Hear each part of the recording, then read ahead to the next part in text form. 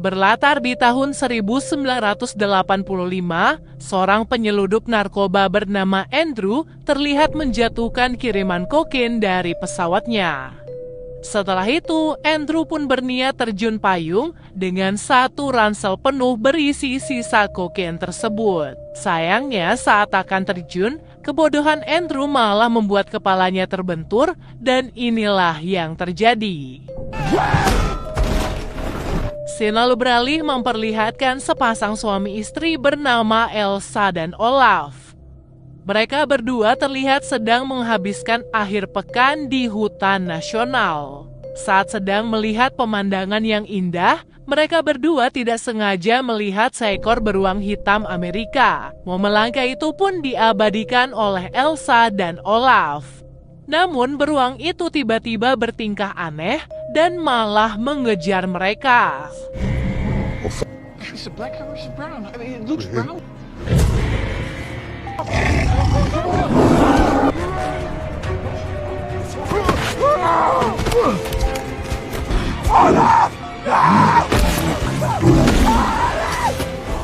Dari kejadian itu, Elsa pun akhirnya dimakan oleh beruang tersebut.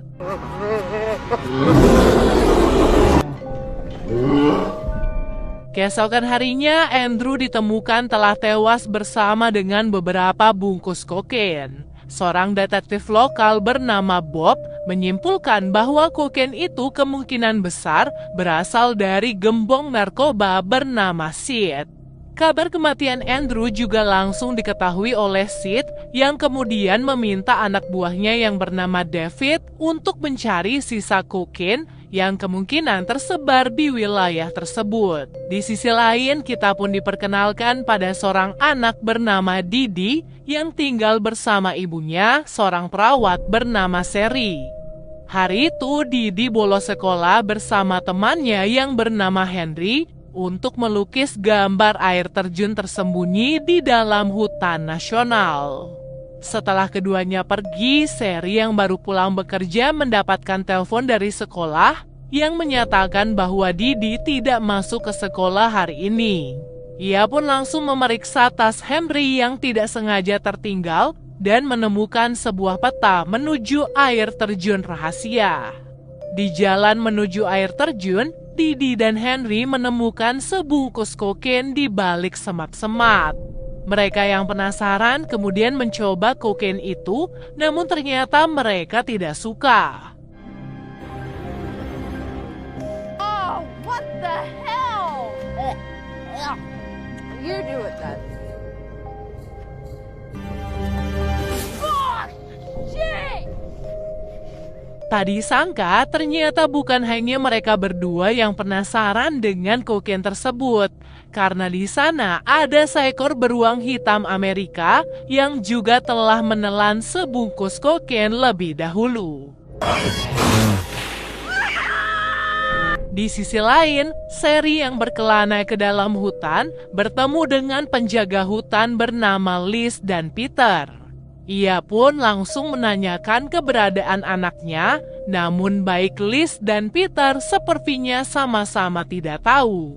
Alhasil ketiganya pun berangkat bersama-sama untuk menemukan Didi dan juga Henry.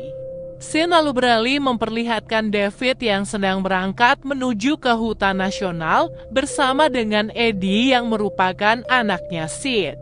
Saat David sedang berhenti di sebuah toilet, ia tiba-tiba diserang oleh 3 remaja nakal yang sering menyebabkan masalah di dalam hutan.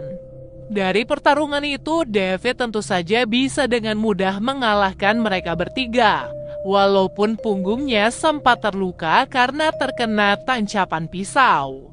Saat Eddie menemukannya, ia pun memeriksa ketiga remaja itu dan menemukan sebungkus kokain di kantong mereka. Dengan cepat, David pun membangunkan si ketua geng bernama Stace dan menginterogasinya tentang di mana ia menemukan kokain tersebut.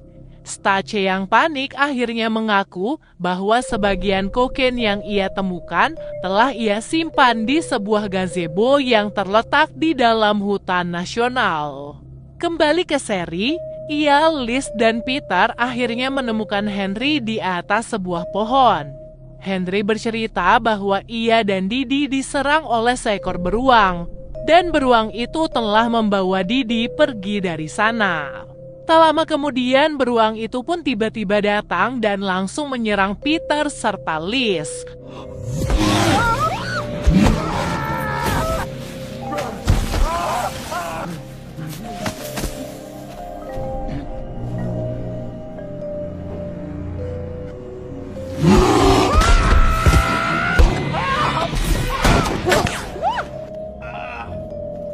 I'll get help. Untung saja sebelum terkena serangan dari beruang, Peter berhasil merangkak dan naik ke atas sebuah pohon. Dalam prosesnya, tubuh Peter terkena bubuk kokain yang tersebar di atas tanah, sehingga si beruang pun tertarik kepadanya dan langsung mencabik-cabik tubuh Peter dari atas pohon.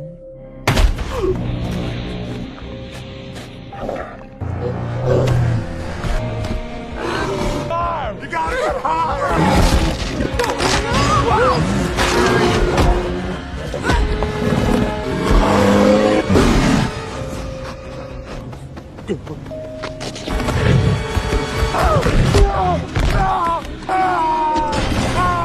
Pada kesempatan itu, Sherry dan Henry pun segera melarikan diri lebih jauh ke dalam hutan untuk bisa menemukan Didi.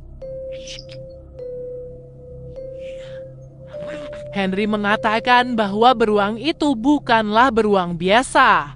Itu adalah cocaine bear atau beruang yang telah kecanduan bubuk kokain. Di waktu yang sama, Liz yang berhasil kabur akhirnya sampai di pos penjagaan. Di sana, ia pun bertemu dengan dua anak buah Stace yang juga bersembunyi di pos tersebut. Sambil mengisi peluru, mereka pun mendengar suara beruang yang sudah ada di depan pos tersebut. Saat pintunya terbuka, tembakan Liz malah meleset dan mengenai salah satu remaja di sana. Liz yang khawatir mulai waspada ketika ia mendengar suara langkah kaki dari arah atap. Beruang itu ternyata berhasil mengelabui mereka dan langsung membunuh salah satu remaja lainnya. Tak lama kemudian, ambulans yang dihubungi oleh Liz akhirnya datang. Kedua perawat itu pun sangat terkejut mendapati pos penjagaan yang dipenuhi oleh darah dan juga mayat. Salah satu perawat pun mencoba memeriksa ruangan lain, sementara satu perawat lainnya memeriksa keadaan Liz. Saat membuka pintu, perawat itu pun terkejut melihat beruang kokain yang telah menatapnya dengan sangat ganas.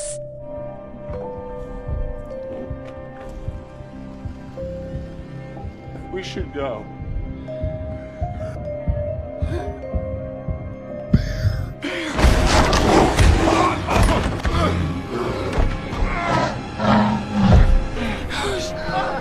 Oh shit. I know why we was. Leave him!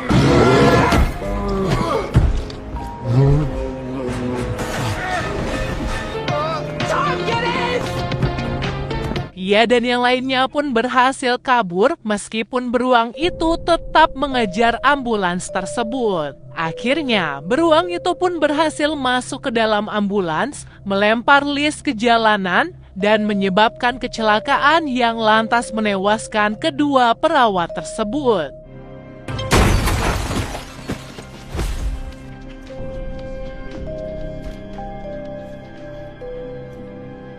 Sementara itu, Stace akhirnya sampai di gazebo bersama David dan juga Eddie. Sayangnya, satu tas kokain yang ia sembunyikan sudah tidak ada di sana karena telah disita oleh Bob.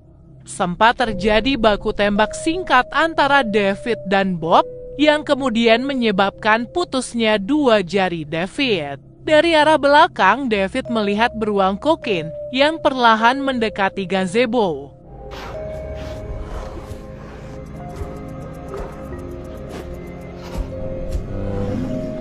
Eddie dan Stace dengan cepat berpura-pura mati agar mereka tidak diserang oleh beruang tersebut.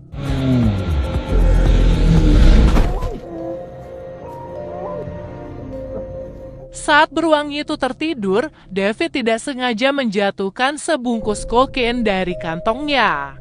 Otomatis, hal itu pun kembali membangkitkan gairah beruang itu, namun ia berhasil dialihkan oleh Bob.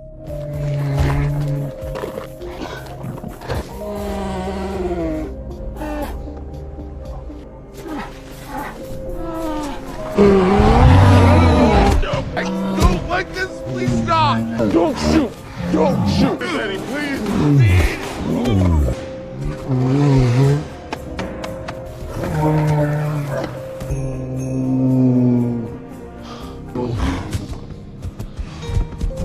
Setelah kejadian itu, Bob dan David kembali memperebutkan satu tas kokain itu. Sampai akhirnya, Bob pun ditembak mati oleh Sid. Ketiga bandar narkoba itu pun langsung mencari satu tas kokain, namun semuanya ternyata telah dibawa oleh si beruang.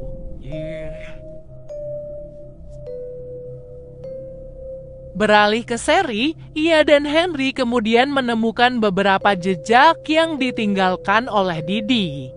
Semua tanda itu pun mengarahkan mereka untuk masuk lebih jauh ke dalam hutan. Sampai mereka tidak sengaja bertemu dengan Olaf. Olaf yang saat itu masih murung mengaku sempat melihat Didi, jadi ia pun sukarela untuk mengantarkan mereka.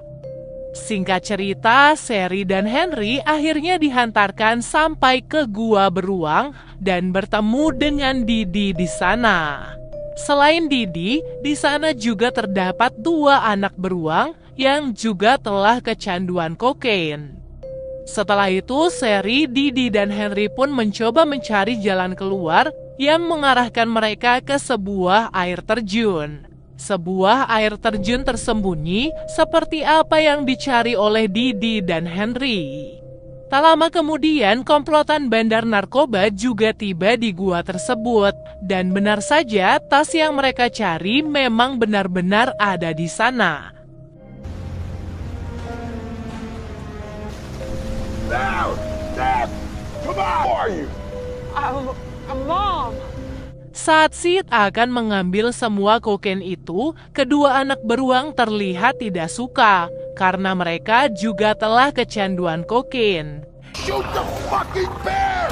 Get out of here!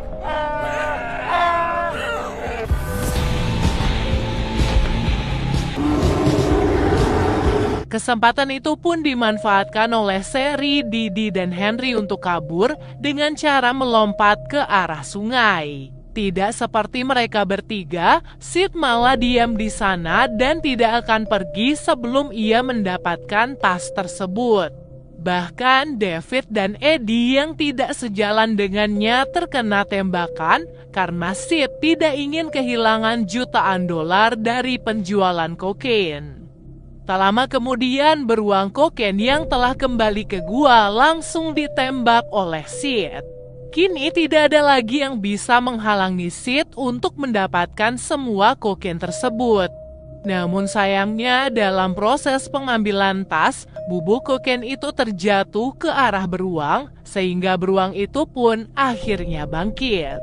Sid kemudian digantung bersama tas itu dan isi perutnya dikeluarkan oleh anak-anak beruang.